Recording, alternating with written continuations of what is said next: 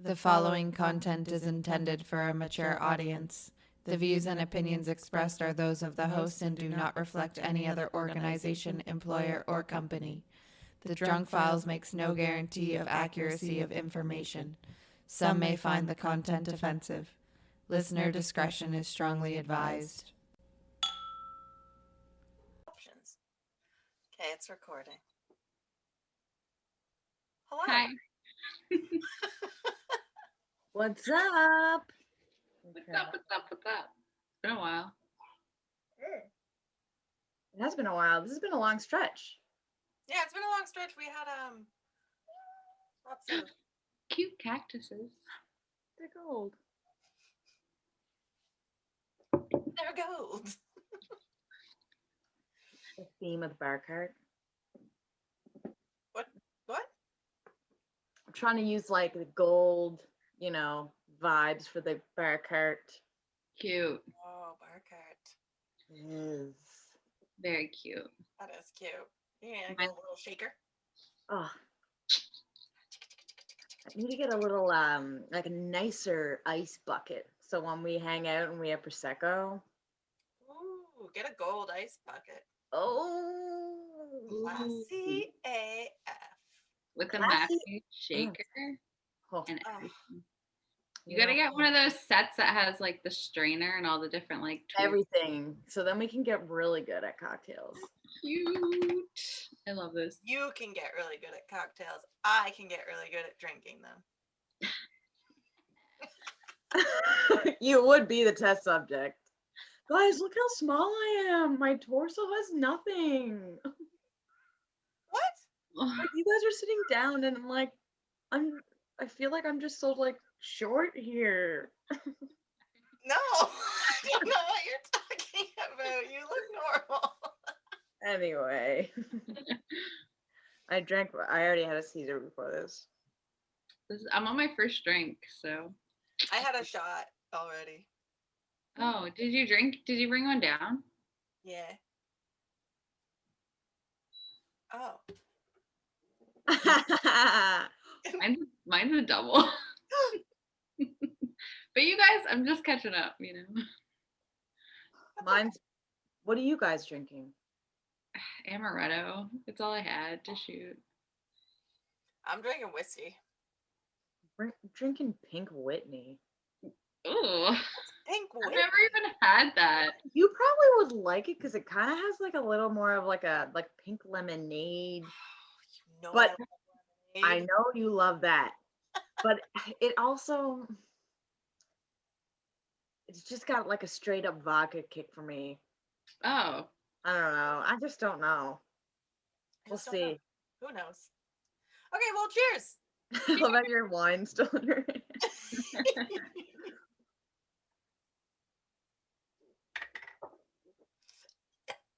I need the wine for Chase. It just tastes like I'm drinking maraschino cherries. Like the syrup from those. That's all amaretto tastes like to me. Ew, I didn't like that either just then. I don't mind whiskey, but I think I'd rather sip it than shoot it. Oh. I like shooting whiskey, but I'm like a 18-year-old. I like to shoot it with pickle juice. So. Ew. I don't like pickles very much. I love them. No, that's not true. I'm okay with pickles. It doesn't matter. I don't have to tell everybody about my pickle. Don't you lie. You always order a side pickle. I will order a side pickle with a tuna melt. God. I have a recent obsession with fried chicken with pickles, so. Oh my God. Oh, that's so less. good. I take back my I don't like pickles comment. I don't like pickles with my vodka. There's a time and a place. I'm confused. Let's start Right. this podcast.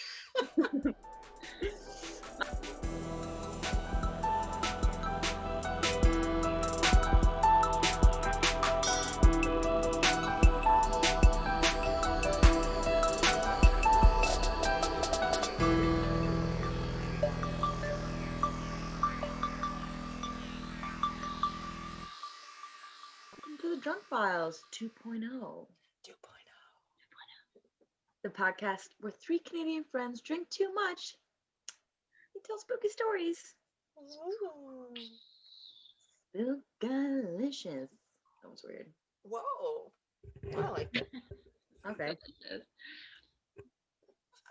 So who wants to introduce the topic this week? Or wait, we should say what we're drinking. And who we are. Right. Okay. Right. Well, I'm Maria. I'm drinking a spicy Caesar.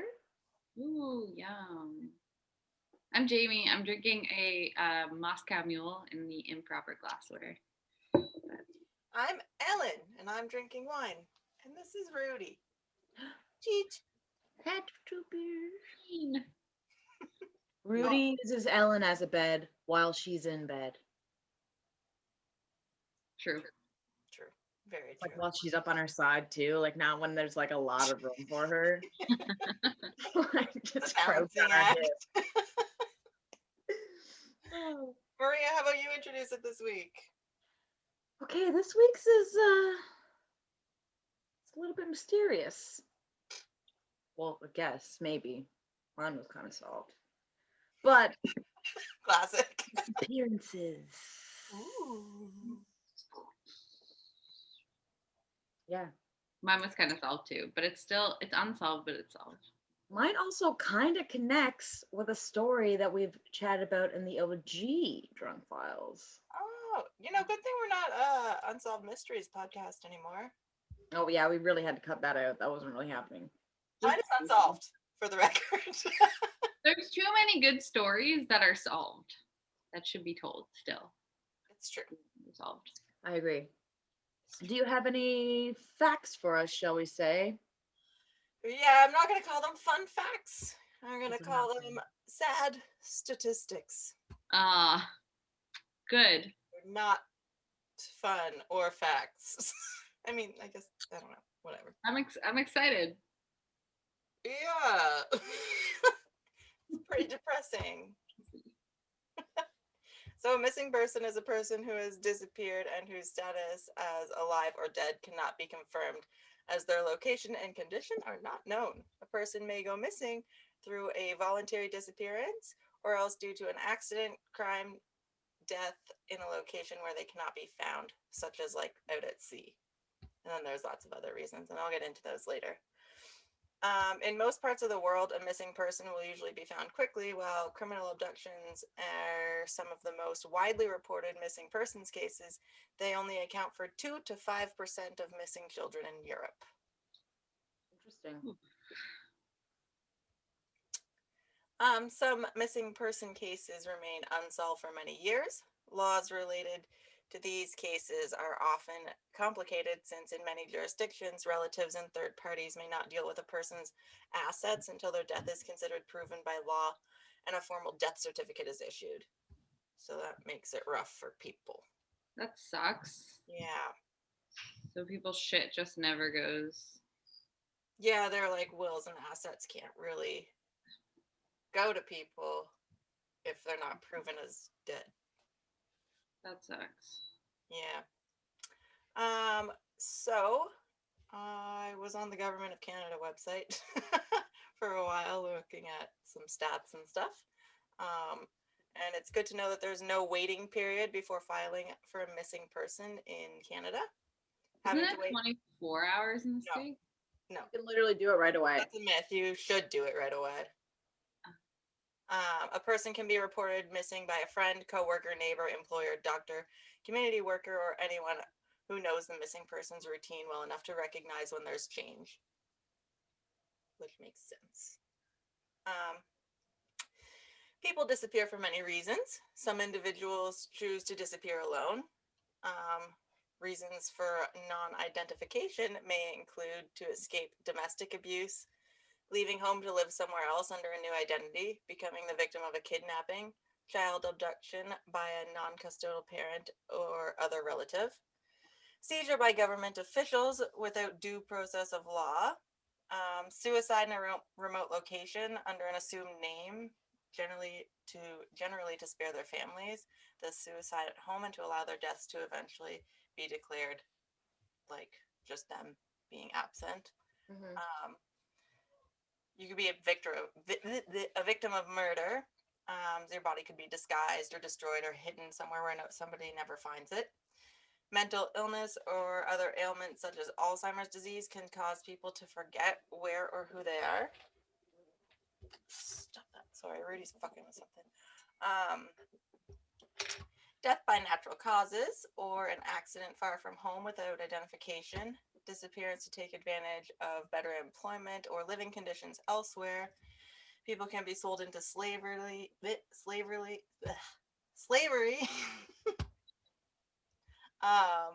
or like into like a sex ring or something. To avoid discovery of a crime or apprehension by law enforcement authorities. Joining a cult causes people to disappear. To avoid war or prosecution during a genocide. To escape from famine or natural disaster. Death by floods, flash floods, debris flows, hurricanes, tsunamis, tornadoes, death in water with no body recovered. So those are all the way people can disappear. Yeah. There's a lot of them. In most countries, the police are the default agency for leading an investigation into a missing persons case. Disappearances at sea are a general exception, as these require specialized agencies such as the Coast Guard. And in many countries, such as the United States, voluntary search and rescue teams can be called out to assist the police in the search. Rescue agencies such as fire departments, mountain rescue, and cave rescue may also participate in cases that require their specialized resources. God, Rudy's eating everything right now. Sorry, these are so depressing, guys. It's Okay. Sad statistics. We picked this topic. Yeah. Police forces stress the need to try and find a person quickly, to assess how vulnerable the person is, and to search places that the person may have links to. So that's why it's important that you realize that there's no 24 or 48 hour wait to report a person. You should just report them as soon as you can. The RCMP missing child statistics for a 10-year period show a total of 60,582 missing children in 2007, just in Canada. On May 26, 2002, a monument to missing persons was unveiled in Ireland by President Marie McAleese. It was the first monument in the world of its kind. Over 305,000 people were reported missing in Australia from 2008 to 2015, which is estimated to be one person reported missing for every 18 minutes. Jesus Christ. Shit. And that's just in Australia. Holy fuck. Where? But that was from 2008 to 2015. So Still. It's Yeah, still, it's crazy. it's still fucked. Yeah. Around 38,159 missing person reports are made on average every year in Australia. It's been estimated that 100,000 Japanese people disappear annually. The term johatsu refers to people in Japan who purposely vanish from their established lives without a trace. In 2012, the Huffington Post reported that over 140 children go missing each year in the UK, as calculated by the Child Exploitation and Online Protection Center of the United Kingdom's National Crime Agency. There's a fuck ton of kids. Yeah, so many. 1 year? What? For just 1 year? Yeah, annually. So there's this chart on the Government of Canada website. I can like put a link on our blog or something, because I spent a lot of time looking at it, but I'm not gonna like read you guys a chart because that's boring. But it actually goes by province and shows you missing persons and how they were found, whether it was like, it goes by province, so it'll tell you like the population, and then like it has this many missing people, and then like this many people were runaways, and this many people got abducted, and this many people. It's actually really interesting to look at. Yeah. Yeah, it sounds interesting. So just a couple little stats from the bottom of that. It's from 2018, so it's like kind of out of date, but it's still interesting to look at. So some stats from that chart is 57% of missing adult reports involve males, and 68% of adults who wandered off were males. 60% of missing adult reports were removed within 24 hours, while 88% were removed within a week, which just means people. So like 12% are like missing longer than a week. Yeah. People were found. British Columbia has the highest number of missing adult reports per capita, with 246 per 100,000 people, followed by the Northwest Territories with 161 reports for 100,000 people, while Nunavut has the lowest with 8 reports per 100,000 people. Ooh. I was gonna say, do you think that's because like weather and population is like spread out? But then you said Nunavut, and I was like, Yeah. It's kind of all over the place. yeah. Weird. Those are my sad stats. Those were sad stats. Yeah, there was no fun facts on disappearances, so Well, that's what we got. It's a bunch of. It's crazy how many people go missing. Really, because like you don't hear about all of them all of the time, so it's just like Yeah. you don't think it happens all that often, but it's like every day it's happening. it's also crazy how many people like go missing and are disappear without a trace, and like you said, like 88% of people or whatever are found within a week, and then there's like 12% that are like there's a percentage of people that are just like never found, and their bodies are never like that's fucking crazy. Yeah. They're just gone, like abducted and gone. And it's hard to say if they're like dead or if they're just like they might have chose to leave. You know, It's people do that all the crazy. time. Yeah, some people do, man. Change their identities. Start a new family. Yeah. Start new families. Yeah. Crazy. I hope you guys don't do that. No. Never. I'm good. I'm happy here. I think I'll stay. I think I'll stay. I'm gonna stay me. Good. I never want you to be anyone else. God bless you. God bless you. Starts going by Elena McDonald, moves to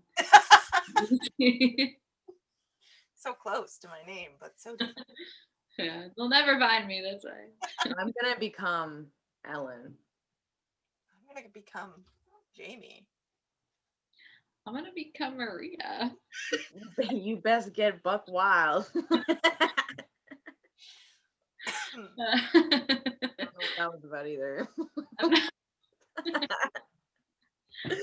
I wish you could have dance parties. Oh, me Soon. too. Maria, I was just saying to Ellen today how like a year ago, it was like the week before the pandemic started, basically. I was like, oh, it's almost my birthday. It's like almost time for the pandemic. We're about to go into the third wave. Like, woo, what a crazy ride. This is just crazy. Yeah, like, who knows what'll happen. Can't really make plans for anything. Ever. So fun. So I mean, fun. I said, like, the only reason I really see Ellen is because of, work every day. Yeah. Yeah, we don't go into work every day, so. Not all the time. It's a nice surprise when we're there together. Yeah. So let's go first. Not me. No. Can I go in the middle? Since you guys are both solved and I'm unsolved. Sure, I don't care. It's up to you, Jamie. Do you want to go first? Do you want me to? Sure, let me see what my percentage is at here. I'm at 48. I'm good to go. I'm good to go. Okay. Get at my notes here. So, I didn't write a story this week. It's been very busy. And Research is fun sometimes. research was fun. I did this morning. And it was just but I have to find, because I did go off of this guy's article, that this Eric Spitznagel. Right. Yes. Sorry, homie. But he published this on July 4th, 2020. Oh, that's cool. Recent. And it's basically about like people vanishing in the American wilderness. And it's mainly, I did it, this one on a guy named Jacob Gray. In April 2017, Jacob rode his bike during a rainstorm into Washington State's Olympic National Park and just vanished. The 22-year-old's bike and camping gear was discovered near the Solduck River, but otherwise there was no trace of him. Several months of search and rescue missions, and they really uncovered nothing. I just hold it this way. I thought that was it. And they discovered nothing. So, you ready to go, Ellen? Yeah. I mean, disappearances are hard because there's not a lot of information. No, like it is definitely like. So, anyway. The mystery caught the attention of journalist John Billman, who has been investigating missing persons in wild places since the late 90s. He's got a passion, especially for the ones in the wilderness. Who knows? Everybody's got their things. That's kind of weird. That is a weird John one. explained that most disappearances in the wild are pretty easy to explain, like hypothermia, someone has a massive fall, there's like avalanches, could be like eaten by like a mountain lion or something. I don't know. Yeah. But Billman was especially fascinated with the case of Jacob Gray just because kind of like vanished without a trace and just seemed a little more intriguing. Strangely, the most reliable info on missing persons in the wild comes from these Bigfoot hunters. In 2011, David Paulides, founder of, so that's definitely not how you say it, but that's how I say it. Founder of the North American Bigfoot Search. What a place to work. Honestly. Why don't we work there? We are the Bigfoot Search of Nova Scotia. I got into science instead of bartending. Started out as wanting to be a band, then we did a podcast, then we just kind of, went all out and became Bigfoot Search. Like, we started an association. It's funded by the government. It's fine. Going for a year, we're still the only 3 members. We go out and look like once a year. Nobody really calls us. They all just turn out to be like a really massive man. It's going so well. Really big man. Who is that? Oh, that's just old Greg up the hill. Oh, I don't know. Oh, Greg! You went from the swamp to the hill. Oh my god. Oh my god, I'll never get through this.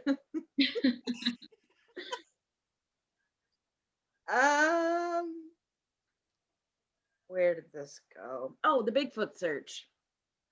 Of course. So David was the founder of the North American Bigfoot Search, and he launched a database of wildland disappearances that occurred under mysterious circumstances. From his research, there are at least 1,600 people, give or take, currently missing in the wild somewhere in the United States. Probably more, Probably more. I mean, there's a lot of this is dark, but there's a lot of bodies that get discovered that aren't people that have been reported missing. 100%. yeah. Some people keep a very low profile and they go missing, and then not a lot of people know much about them anyway. Yeah, people who are loners and stuff or have no family, and then easy targets. So yeah, most people, according to his data, disappear in the late afternoon or during like before severe weather, like if there was gonna be a storm, I guess, go off to like, find a safe place.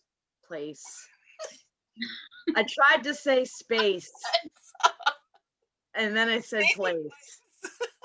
Place. I found the right place. Funny. I know it's actually not. This is not funny. I'm sorry. a little buzzed. Good thing I'm going right now. Yeah. So bodies are often found in previous searched areas and often without clothing or footwear. Even when like somebody has hypothermia, you kind of like feel overly hot. Like I don't know if like being a kid and you'd be out and you'd have your gloves on and playing in the snow and your hands would be so fucking cold that they would like burn. Yeah. So I mean like Remember in the Drunk Files one when I did that story about the skiers? Yeah.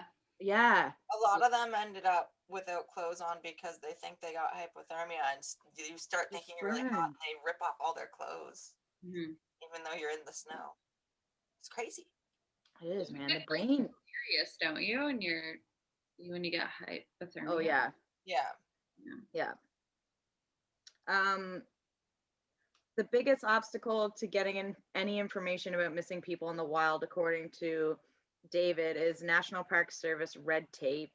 He speculates that the Park Service conceals true data on how and where people disappear and how many have actually been found because it would shock the public so badly that a visitor would like fall off a cliff and like, Not it's like, good.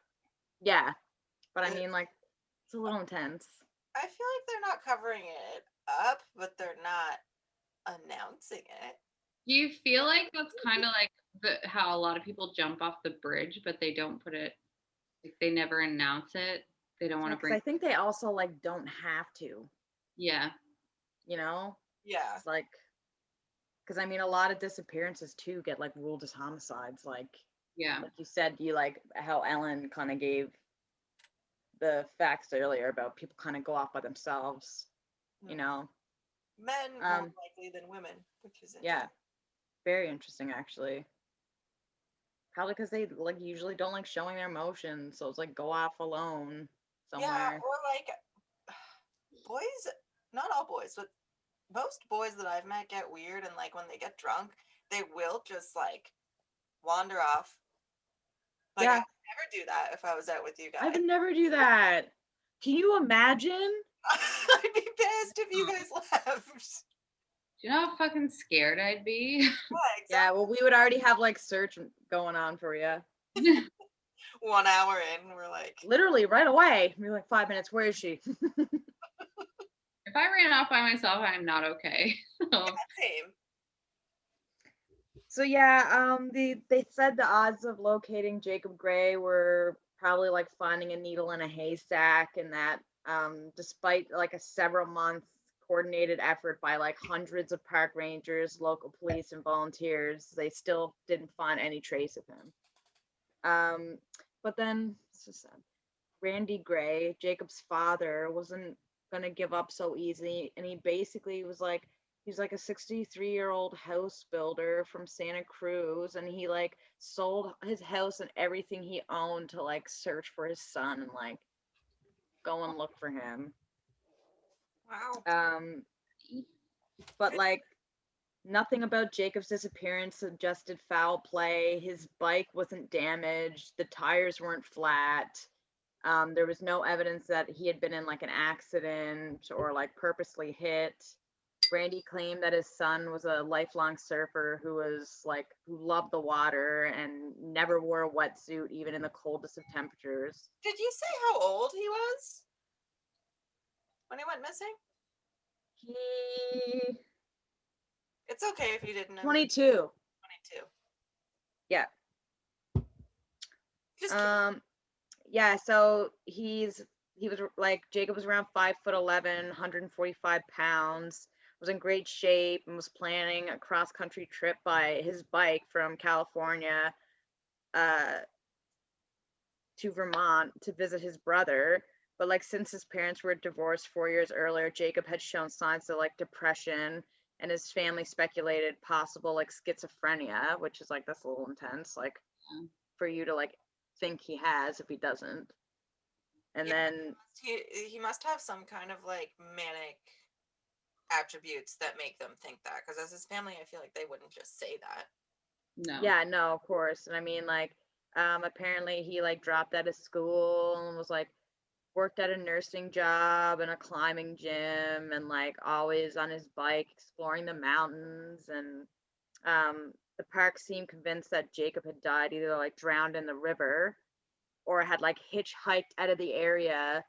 And it was just like they it doesn't make any sense. So it's like that's the only thing that really makes sense. And people usually tend to like go for like the river as a first kind of, just taken and gone. I guess so, but don't you think his body would show up somewhere, even if it like when bodies go into rivers, they float. Yeah. Yeah, exactly. Here's where it connects back to a story previously.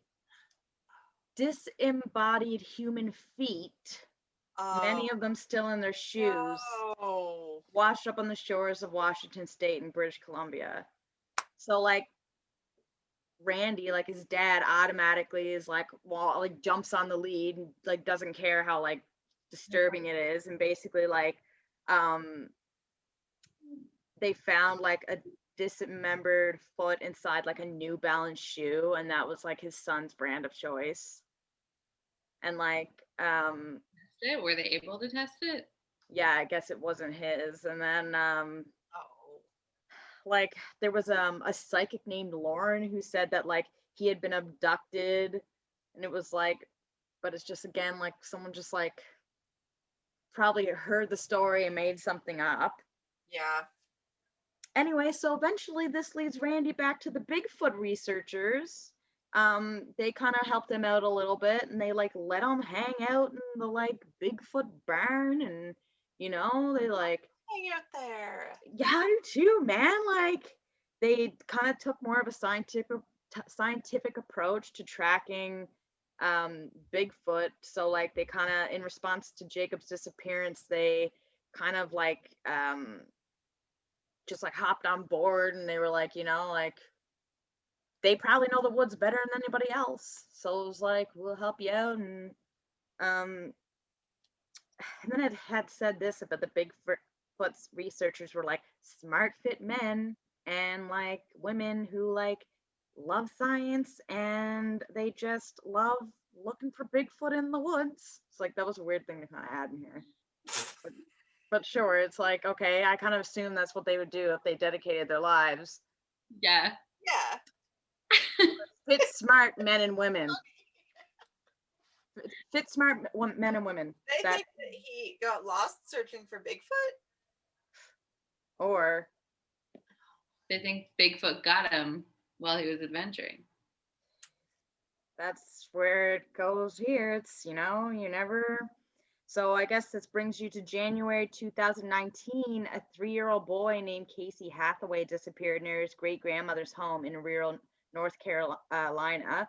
Temperatures dropped below freezing and rain blew sideways. 3 days later, the boy was found alive, entangled in like in briars. What is that? I don't know. I have no idea. I'm doing some kind of like. Yeah, but he was found a quarter mile from where he went missing. And then it's like they were saying like, how does a child travel 4,000 feet in elevation in bare feet for 2 days? And like they said that they were almost like 100% certain that he was picked up by Bigfoot. Stop.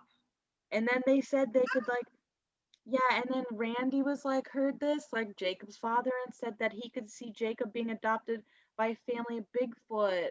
And that he said I could see him hanging out with them, which would be good. I hope that's what happened, but I have my doubts. I know, that part just hit me right in the feels, I'm not gonna lie. It's like, like That would be nice. It would be nice. Yeah, I had my Same with the That's apes. what happened. Like apes have like, kind of taken in a little piece. say anything about how he survived? Like,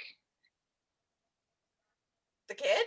The kid was too young to even really know like What happened? what happened or how to explain himself. yeah, I suppose. That's so weird. I know. So then this takes like it took 18 months, but I guess Randy finally had some closure. On August 10th, 2018, a team of biologists who ventured into the mountains to study meremoths stumbled upon Jacob's clothing in a remote area of Olympic National Park. The rangers searched the area and found his skeletal remains 5,300 feet above sea level and 15 miles from where Jacob left his bike. While his body was soon identified, it remains a mystery what happened to Jacob. The coroner called the official cause of death inconclusive. His boots were found wrapped in trash bags, which Jacob's brother Mika wondered might be a sign of suicide. People do like crazy things before they commit suicide, he said. Days after the remains were found, Randy, Micah, and Billman hiked up to the spot where Jacob perished just to see where it happened. They stumbled upon two human bones, one of them a finger bone that they believed belonged to Jacob.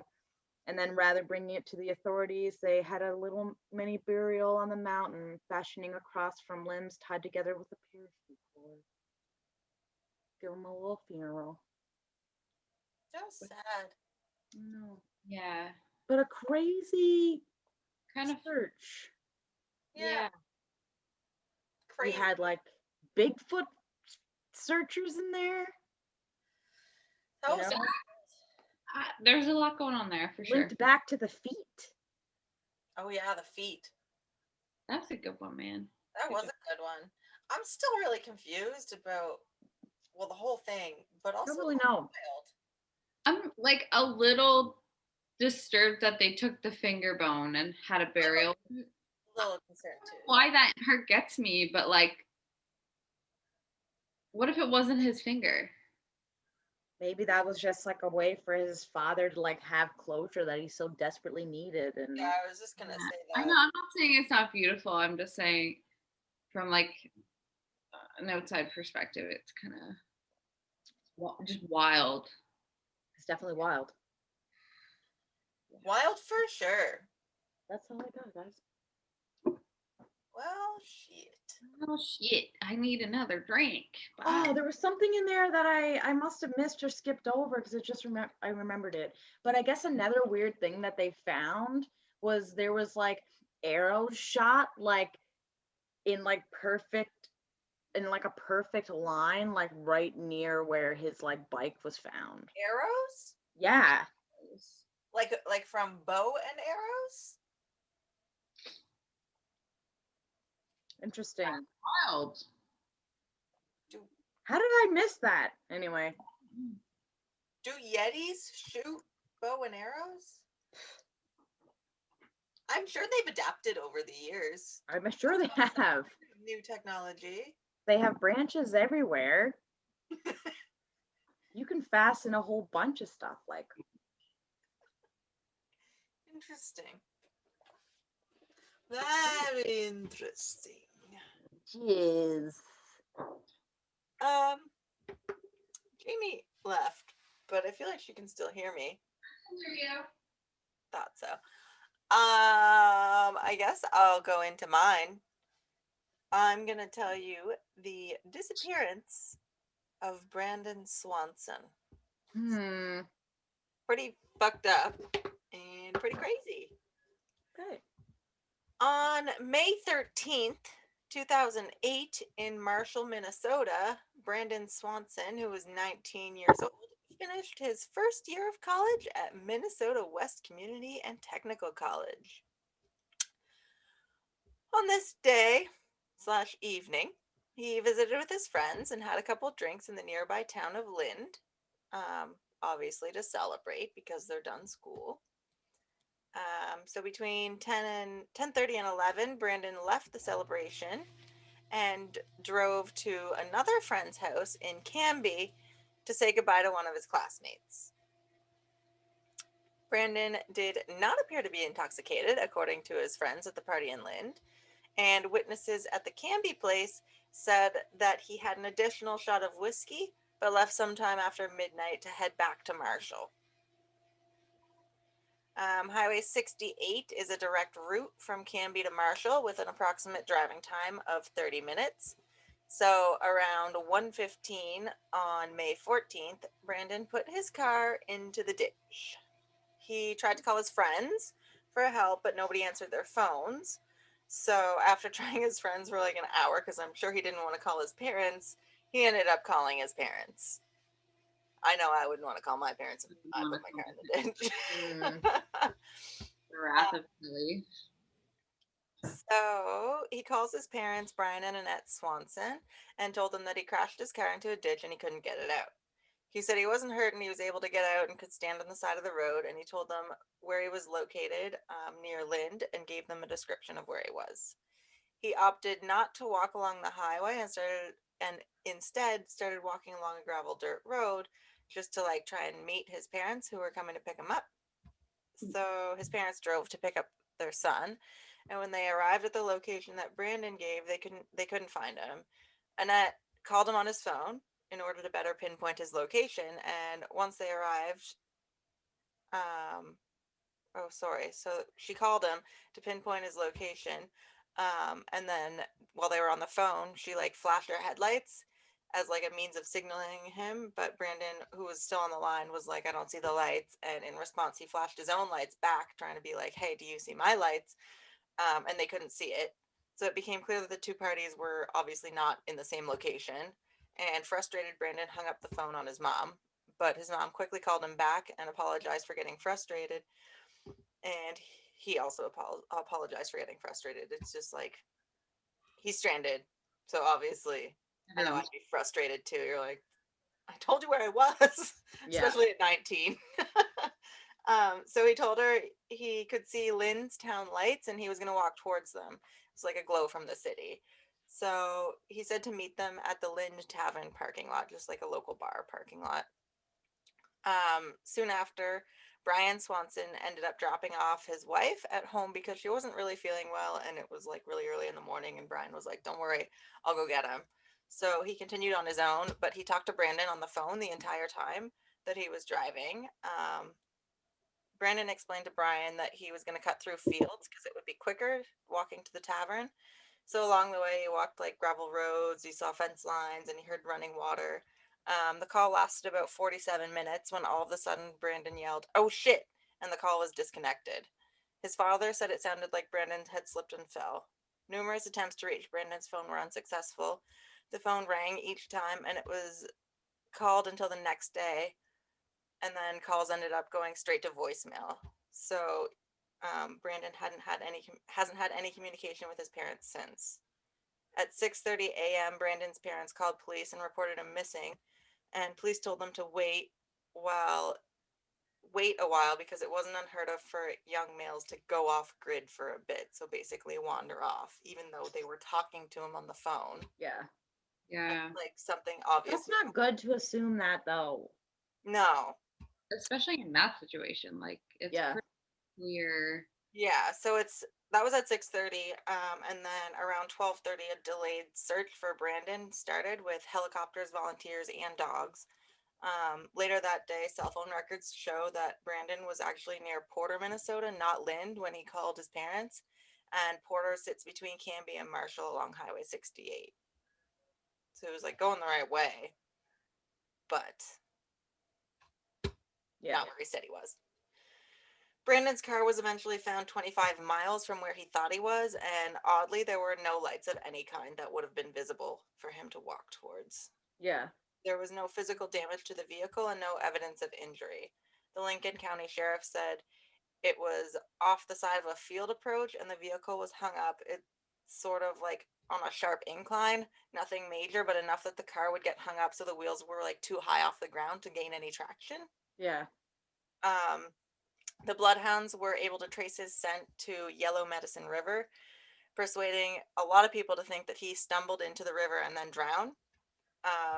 However, the dogs also picked up his scent on the other side of the river along a gravel path that led to an abandoned farm. But quickly after that, they did lose the scent. This kind of suggested that Brandon probably fell into the water, managed to get out, and continued walking. The temperature around that night was 4 degrees, so he might have gotten hypothermia and, like, I don't know, Yeah. got lost in the woods. Um, Additionally, his body, clothes, and possessions were not found in or around the river either, though. Um, Brandon manually had to hang up his call, and his phone could still receive calls because they were calling him till like 6:30 in the morning, Hmm. meaning that it was in working condition and most likely not submerged in water. Like, it wasn't shut off. Yeah. Search dogs picked up the scent of human remains a few times, specifically in the north area of Porter near Mud Creek, but no body has ever been found. Police do not have any evidence of foul play and believe that Brandon's remains are within the 122 square mile search area. Since he seemed to not have drowned, then, like, what happened? There's a guy named Darren E. Deltzer, who's a volunteer firefighter who became, like, super invested in this case and just, like, did a bunch of research because he was just, some people come up obsessed with cases, and I Mhm. guess he was somebody like that. And he has a theory. After analyzing the suspicious activity report, he uncovered details that the media never publicized. So, first off, Brandon was legally blind in one of his eyes and he wore glasses. However, his glasses were left in his car, and if you were blind in one eye and you're hiking through unknown territory in the dead of night, you'd kind of think that you take your glasses with you. That Yeah. Seems nope. kind of weird. Oh my Um, God, wouldn't he be able to see? yeah, so unless he was drunk from the party and, like, just left them in his car because he didn't care and was like, whatever, Yeah. um, that doesn't really make sense. Yeah, like I can be hammered and I You know still when need I need my your glasses. glasses more. Yeah, I'm like, I can't see. So what's even stranger is that both his friends who last saw him at the party and his parents said that he seemed normal and not intoxicated.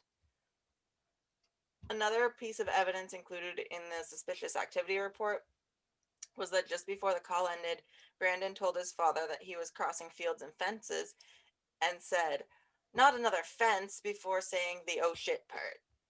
So it kind of makes you feel like he was at a fence and not a river. Yeah. And in this short amount of time, his dad heard him climb the fence and then what sounded like him slipping on rocks. So this guy Deltzer seems to believe that he was crossing grassy fields and he came to another unexpected fence that was around an old abandoned cistern, which is, I don't know if you guys know what that is. It's kind of like a well. It's like a different version of a well. And they tend to be common on large properties, kind of like this. So he thinks that he hopped the fence, slipped on the rocks around the edges of it, and then dropped his phone as he fell in and accidentally hung up the phone. As for not finding his body, Deltzer claims that the shaft could have, like, opened deeper with more rocks covering him because if he slipped on the rocks, like, more rocks would fall on top of him. Hmm. Right. And this is kind of the theory that makes the most sense considering the details of the call and the possibility that Brandon is tripped.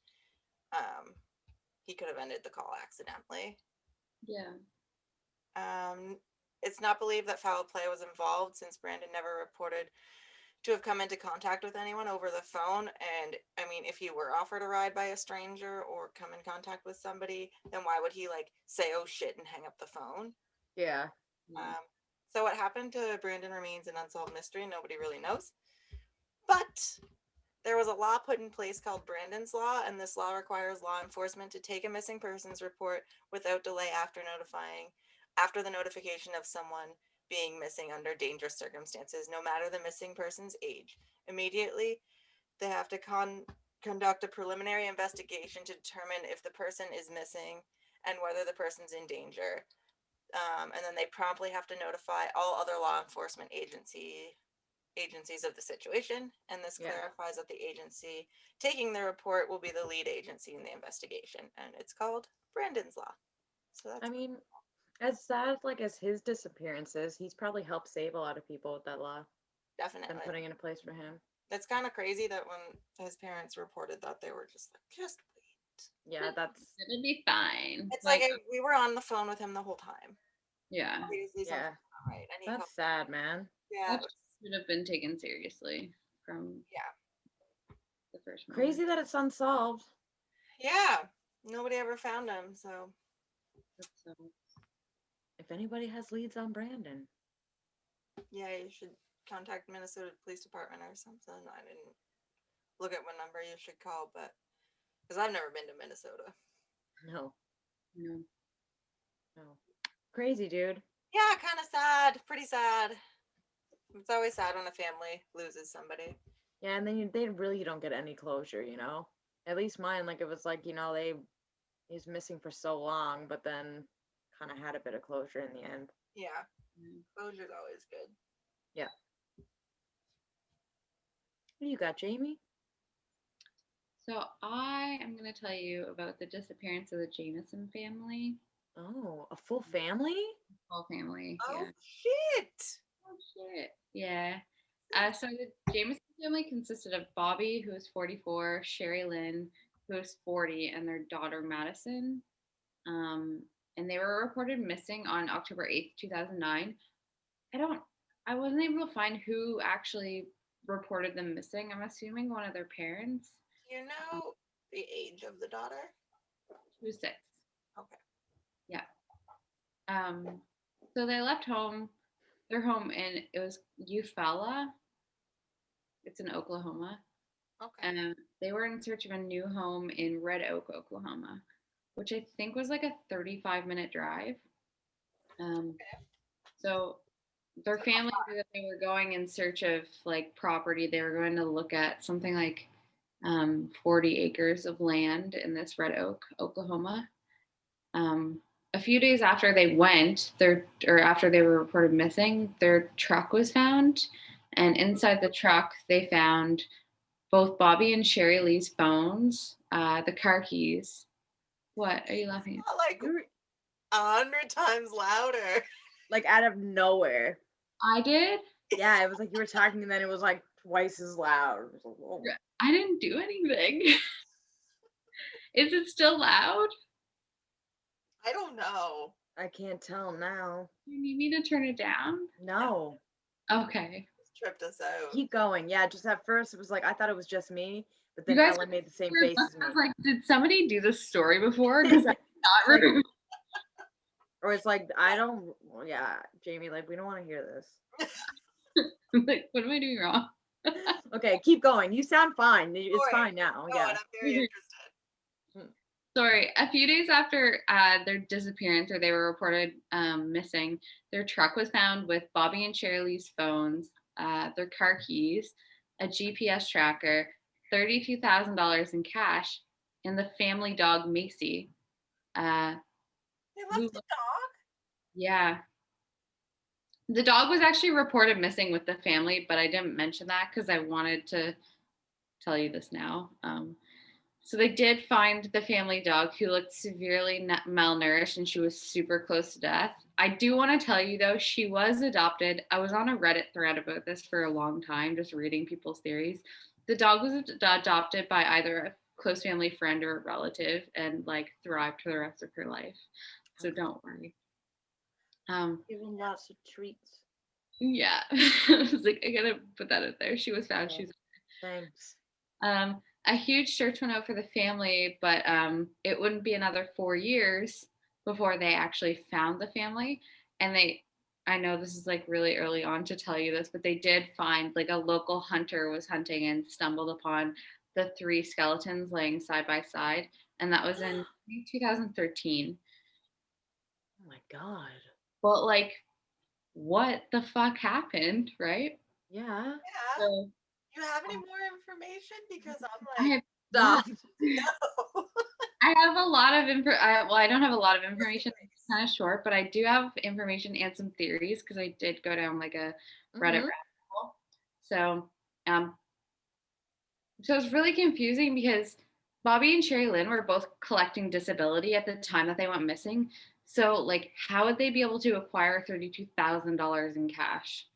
That doesn't make sense. So some Oh my God. Yeah. like you're not just, even if it's all your assets, like, I don't know, with a 6-year-old and you're on disability, like, you don't have $32,000, like, you just don't have that sitting there. So some people speculate that they were like into buying and selling drugs, and maybe it was a drug deal that went wrong. But then why bring your daughter and your dog? So it like that doesn't make sense. Plus, they were suspected to be into crystal meth because they both got really, really skinny. Like I don't know how long before, but they both like you can look at pictures of them online, and Oh they my got God. like really, really skinny. They look like they're on meth. Yeah. If But they It'll fuck you up. then that would make sense why they thought it was a good idea to bring their daughter and their dog. yeah, but it doesn't make sense because like one of the people on the Reddit thread was talking about it, and they're like, meth has been around forever, and people have always been like, meth is a street drug. Like you'd go to somebody's garage, you don't go to the middle of like Oklahoma desert or mountains and like exchange drugs on the top of a mountain. Like Breaking Bad. yeah. Well, yeah. I And mean, only if that meth is blue. yeah. The good shit. I mean, like, but what But they were in saying, real life. like, you like for the type of people they like, you wouldn't be doing that. And even so, like, it doesn't really make sense because they were like the way they were found and how they were found. Like, the whole thing is just kind of it doesn't Like make. laying, I'm very curious. I just want to know, like the laying side by side. So they were laying side by side, but they had been eaten by a lot of different animals because it was 4 years later. But there was a huge chunk taken out of Bobby's skull. But they don't know if that was because like their cause of death was like you're not able to determine it because it's been 4 years and so much shit has happened in 4 years from them being out in the element that they don't know whether the chunk out of his skull was there from somebody like bashing him in the head or busting a bullet through his brains or if it was some from animals and like time. So that's just like a thing that they don't know. Like you Were can't. they like kind of like hidden, or was it in a very like open area? No, it was hidden. It was like um so it was in the mountains, but everything's like it's a bunch of rock and stuff. Like it would be some of the theories, like I say this later, but like some of the theories are that maybe the daughter ran off into the woods and it was like open and the parents ran after her and then they found her but they couldn't find their way back, so they all inevitably died because it was like really it's like in the middle of mountains, so Yeah. Yeah. but also people said that like Bobby was extremely competent in nature, like he was a nature guy, like he would have been really comfortable, he would have known what he was doing in that situation. I don't know. Yeah, it's very strange. It's weird that they were still side by side after 4 years, with all the animals and stuff. Because I see a lot of dead They animals. dragged them off. Well, Yeah. I see a lot of dead animals in the woods where I walk my dog, and the next day they're gone from other animals. So it's weird that it's Yeah. Yeah, it doesn't make sense to me. like Um, so Bobby had gone to see his pastor shortly before the parents or the whole family disappeared. And he said that 2 to 4 ghosts were living on his roof and were haunting his family. Sherry Lynn had said to her mother that there were spirits, there were the spirits of a long dead family who had lived there previously in the house, and that Madison, their daughter, was speaking to the youngest apparition. So, like in 2013, after the bodies were found, somehow the police managed to get security footage of the house on the night the family disappeared. And it showed, yeah, I know, 4 years later. 4 years later. It doesn't make sense, right? That makes no sense. It's like something was covered up there. I know.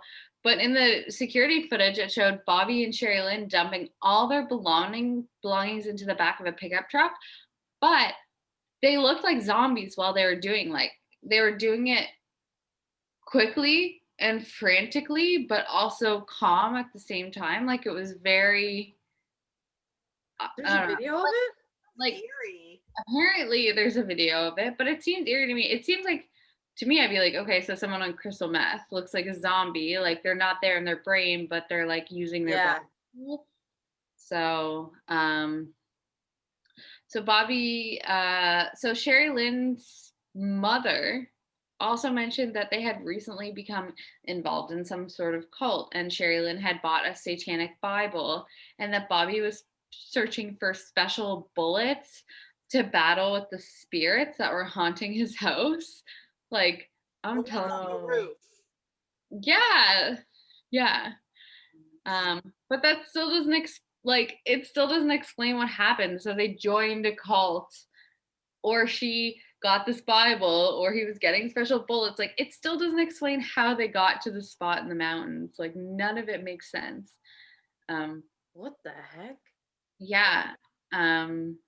So Bobby's mother got a call from a woman saying that the Jamisons were on the white supremacist group's hit list also.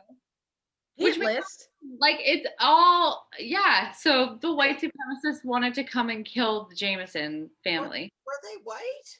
They were white. So Used so by like were they white supremacists, but like against this white supremacist What the- group?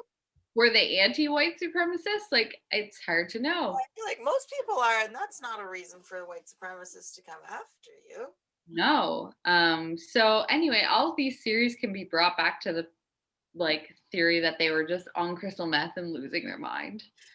And like somehow Well, I mean,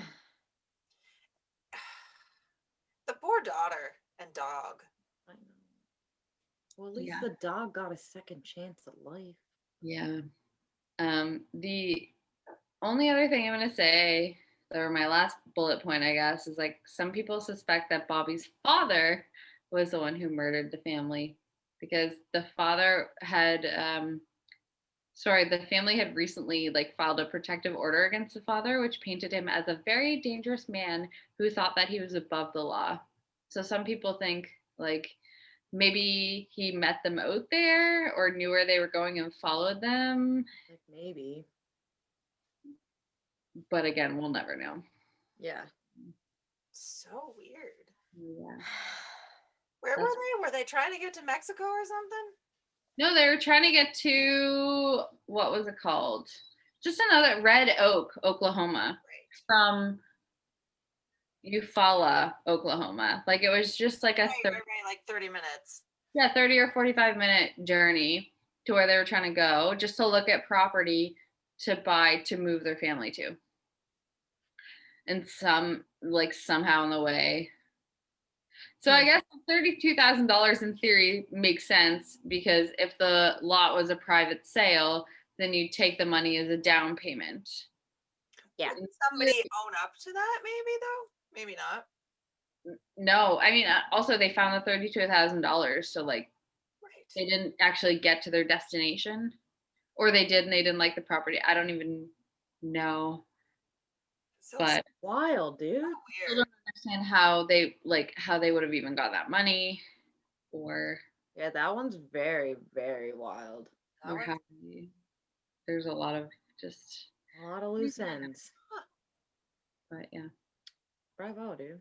Lots of unanswered questions in this episode. Yep. Yeah. Whew. Babe. A dark one. Dark web. Yep. Gets Well, that was darker. really good, Jamie. Good job.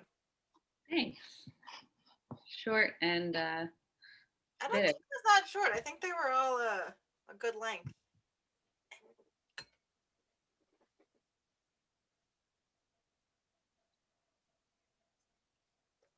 We should, I don't know. Never mind. 1 second. No, Alright. never mind. That's cool. Okay. I've got a lot of things going on in my head right now. Yeah, it's a lot of like unanswered questions. Unanswered questions and incomplete thoughts. Yeah. Incomplete thoughts. That's for sure. Crazy. Jamie, it got really dark in your house. Yeah, I was gonna say, like, out of nowhere. Oh my god, I didn't even notice until now. We're done. You don't have to. I don't even think that's really better, but It's I a know. little It's because I was by all that natural light, and it just. It's okay. We're done anyway. Not true. Okay. It was fun. It was fun. Good Nice story. to see you guys on Zoom. If we ever get Twitch, or if we ever get together because of COVID restrictions, then we will be on Twitch. But I learned you cannot stream Zoom from Twitch unless you've got one of those check marks by your name. Yeah. Twitch, and we don't have that, so. Yeah. So. We're not But- approved. If we are together in a room, we might have a Twitch thing and you can watch us live there. Follow Yeah. us on Instagram. Look at our blog. Give us 5 stars on iTunes, all that good stuff. 10 out of 10. I think it's 5 out of 5, but Yeah, 5 out of 5. 5 out of 5. 5 out of 5. Okay, guys. Thanks for listening, watching, Oh. ignoring. And by the way, if you ever want to send us an email, just to tell us that we're cool and we shouldn't stop, or that you hate us and you want us to stop, our email is drunkfiles2.0@gmail.com.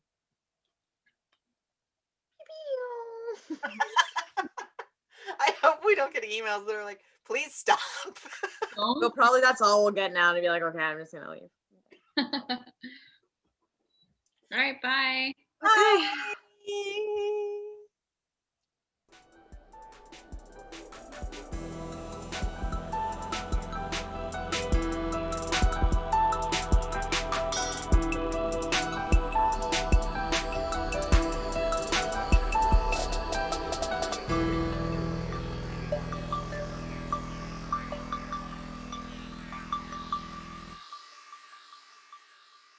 Cover art by Rebecca O'Quinn. Music by Theo McIntosh.